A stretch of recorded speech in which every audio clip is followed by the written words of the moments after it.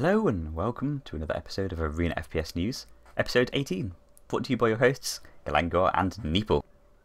So, this week in the patch-up we have Reflex, a 0.33.5 and 0.33.6, which made some gun changes, but nothing like too major. It was more kind of weapon balancing. The shotgun now fires less pellets, but they all do more damage, and they increased the knock-up originally, and then they've kind of reduced it again. So that's that for the shotgun. It was like a buff and then a nerf instantly.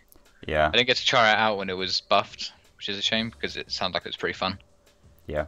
They also changed the railgun, the bolt rifle. So they've upped the cooldown time to 1,500 milliseconds, up from 1,250. Yeah, which is quite a big change actually. Yeah, I keep forgetting. I keep trying to fire it. Yeah, like it feels a much less like it's not a weapon that you can kind of charge in with anymore. Not that you usually would charge in with a bolt rifle, but you kind of could before.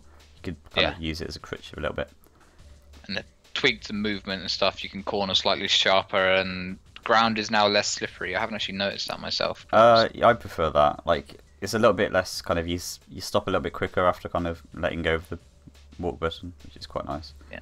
And as per usual, there's tons of UI scripting and bug fixes and stuff like that as well. So yeah, there's a full link in the description if you want to watch that. And just to correct myself, they hadn't actually increased the shotgun damage. They just made the spread tighter, which basically increases it, but they haven't actually increased the pellet damage. So yeah. Next up, we have Unreal Tournament patch, where they made some changes to the movement, which is the first time they've actually really touched movement for quite some time. And there's still kind of debate on how much it's going to affect the gameplay, but it's kind of just interesting from the perspective that they're finally making changes to movement again. There's also quite a few like map changes, like Big Rock had a bit of a few tweaks to it, and stuff like Crash Site and Overlord, and even Outpost 23, which has been out for a while now, they've added some more health pickups. So it's not a major patch, but it's good to see kind of more more things added. Yeah, and again, there's loads more that we didn't mention in the link. Oh yeah, there's tons of stuff, like loads of HUD and scoreboard stuff and UI stuff and etc etc. So if you want to read through it all in detail, you can.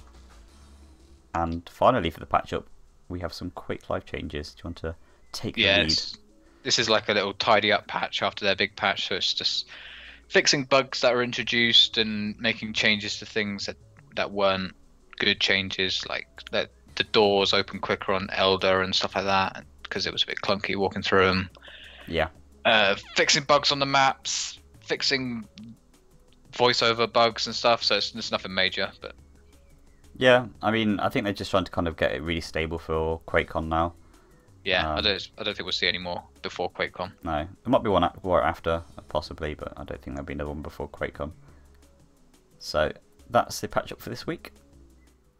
In project updates this week, Arms of Telos has had a little video update from the dev, where he basically said that he's apologizing for being quite quiet, which he has been, but apparently he's done lots of work in the background. So he's been hard at work, and that he's looking for new testers on the forums. So if you want to get to testing that game, I think he's looking for people that are active on the forums and contributing to discussion and stuff.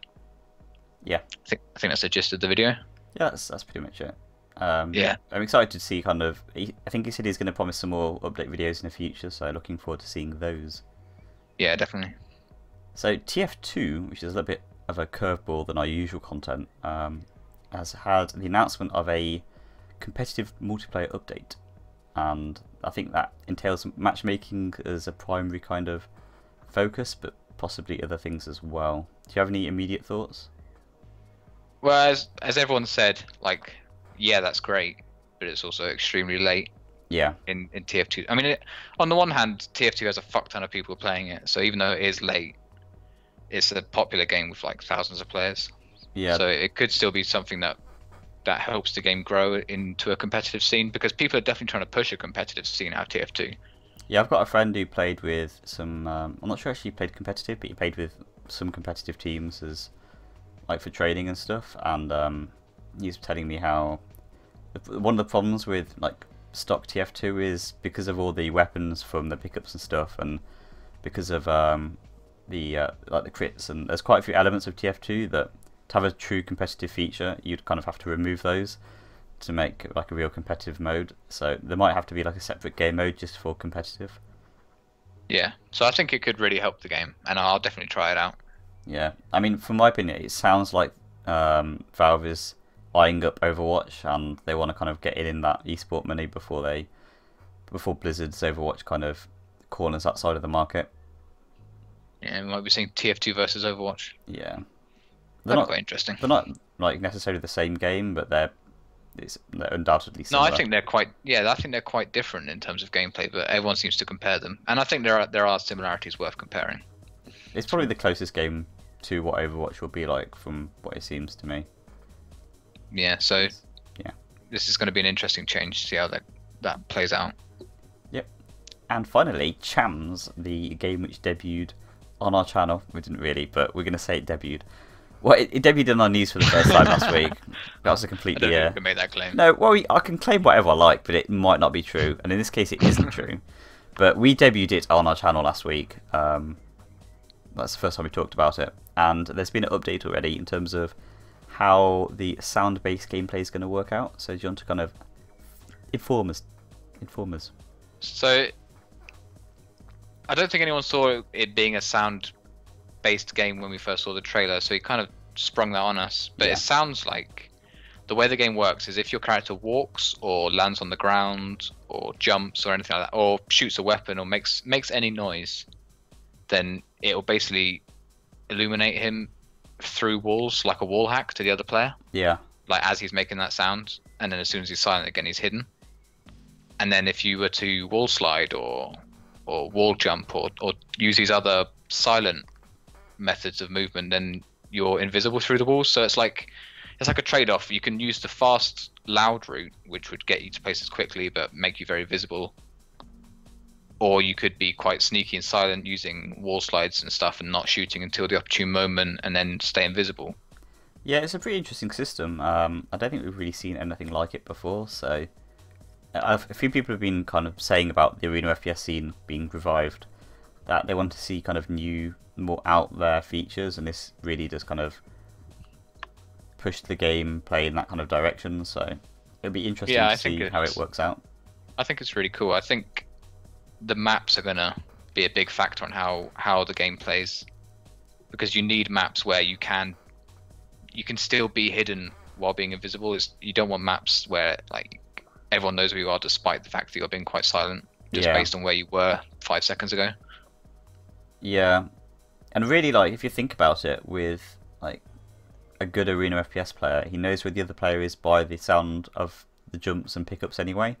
So you kind of have that wall hack through, like, if you hear someone pick up red, you know, well, they're at red. So you kind of almost get the same information that you'd be getting through this, just not quite as much. Yeah, I mean, there's a lot of factors that tells a player where the other player is, like what their stack is and what items are coming up or what direction they've seen them running in or things like that. So it's going to be interesting to see how much people do or don't know with the intel hidden. Yeah. But I'm interested to see how it plays out. Yeah, I think it'll be interesting. Yeah. Cool. That wraps up the project updates for the week then. And this week in tournaments news, I'm going to start this off with Elder's going to be in QuakeCon, and I think that's pretty interesting because it's a very new map amongst a kind of a setting of older maps, and it's a very interesting map. I'm sure most of you have played it already. If you haven't, check it out. But it's got quite a few kind of buttons and effects where you can influence how the map is played through mostly buttons, actually. Yeah, so I'm surprised people voted for it. And not because it's shit. I think it's alright. I think it's quite good. I'm terrible at it, but I think it's a good map. But I just expected the people who could vote to all vote for ZTN and stuff. Yeah. I'm glad it's there because it's going to kind of shake up the tournament a little bit. Happy. Yeah, definitely. Do you want to talk about the other maps? Yeah, it's quite a cool pool. I mean, I don't know much about TDM maps. I don't play much TDM, but the CTF pool is really nice. Yeah. Ironworks is a really good map. I really like Infinity. The other maps are kind of standard as well for CTF tournaments. The duel tournament's got Sinister, which I think is really good. Blood Run, which I sort of just expected, along with Lost World. Furious Heights is always nice to see, and Elder. So Elder will be definitely interesting to see who can master that map. I'm afraid I can't comment much on the TDM maps. I see these names a lot in TDM tournaments, and I recognise all these pictures, so I assume they're popular TDM maps. I don't know if people have many complaints about it. I've played all these maps in TDM. I've never played them in any kind of competitive environment, so I literally couldn't tell you a thing about it, unfortunately. But I'm looking forward to it. It should be just the whole kind of different game modes is gonna be interesting. Yeah, something I'll say that probably rile a few people up, but I do wish Toxicity was going to be in there. I wish we could see Rafa Toxicity games, and I just like seeing the comebacks if someone can regain control on that map. And the QuakeCon casters have been announced, and it's not that surprising. I mean, Zoot and Jahar are very much kind of. Well, it's a little bit surprising to see Jahar in there. Not in a bad way. Just I didn't see it coming. I'm quite pleased he's in there. Yeah, I guess it's been DDK the past few years. Yeah. But like Jahar's kind of been up there in terms of like getting involved with tournaments a lot recently. So. Yeah, I apologise as well. The map pool and the casters are quite old news, but I don't think we've covered them yet. But I'm pleased to see, because I like Zoot and Jahar's casting. Yeah. I like both of their casting. So people have talked about that there's no analysis caster, but I think between them they can analyse as well as hype it up. Yeah, and I don't think there's going to be much trouble with that. Yeah, I'm looking forward to both of them kind of getting together, because I don't think I've ever actually heard them cast together. I don't know if they have. No, this might be a new paradigm. But yeah, really looking forward to it. And finally, there are 2 new tournaments coming from the 125 FPS guys. So season 24 of the Pro League is starting, so we can expect another month of madness in that. Yep. And there is another 1 map cup for Elder, the new Quake Live map. Yeah, that's getting quite a bit of interest at the moment. Yeah, well, it's different than most new maps. So yeah. There was a cup hosted by Funnybee recently, which was pretty cool. I think Ash won it, and it was a pretty cool cup, seeing how different players can handle the map and stuff, and seeing what actual good players can do on it, because we aren't good examples of that. No, so that's very true. Yeah, and maybe with this one there'll be even bigger players in this one, so that'd be cool. I would like these kind of when a big map's released, they do a cup with it. I quite like that. Yeah, it kind of builds hype for the map, and you get to see some pretty high level players on new maps you probably wouldn't see for quite some time if you're waiting for the next major tournament. Yeah, and you learn a lot watching it as well, so that's good. For sure. Cool, so that pretty much wraps up the news for this week. Is there anything else you need to talk about? Any burning issues you have in your loins? No, my loins are fine this week. Oh, and we'll be last week we casted the THC T7 it was kind of a show match cup for Tahase, and he's asked us to cast the first round of the Tahase Cup this Saturday. So if you want to check us out doing that and watch some amazing games, check out amazing casting. Amazing casting, literally the best. There's going to be no stumbling over words or anything. Never. Never. Not from us. Jesus. No, not from us. No. Right. So thanks for watching. It's been an interesting episode, and we'll have more content for you very soon.